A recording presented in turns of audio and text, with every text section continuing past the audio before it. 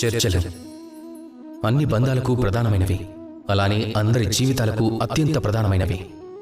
అసలు చర్చలే జరగకపోతే ఎదుటివారిని ఎలా అర్థం చేసుకోగలం? అలానే వారు మనల్ని ఎలా అర్థం చేసుకుంటారు? చర్చించుకోవడంలో 2 పద్ధతులుంటాయి. మొదటి పద్ధతి మనం ఎదుటివారిని అర్థం చేసుకోవడం.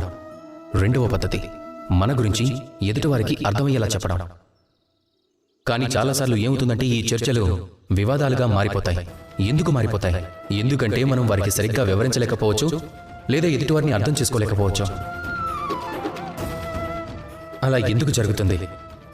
ఎందుకంటే మనం ఎదుటివారి మాటలు వింటాం, కానీ దాన్ని సరిగ్గా అర్థం చేసుకోం.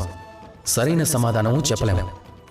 జీవితంలో ఎదుటివారి మాట విని అర్థం చేసుకుంటే గనుక అప్పుడు అన్నీ సర్దుకుంటాయి. నిజానికి ప్రతి ప్రశ్నకి సమాధానం, ప్రతి సమాధానానికి ప్రశ్న కేవలం వివాదానికే దారితీస్తాయి. అదే మనం ఎదుటివారి మాట విని దానిని మనం అర్థం చేసుకోగలిగితే చాలు. అప్పుడు మన మధ్య జరిగే చర్చలు ఎంతో ఉన్నతంగా ప్రేమకు జన్మనిస్తాయి. ప్రేమతో మాట్లాడుకుంటూ నాతో కలిసి ప్రేమగా పలకండి. రాధాకృష్ణ.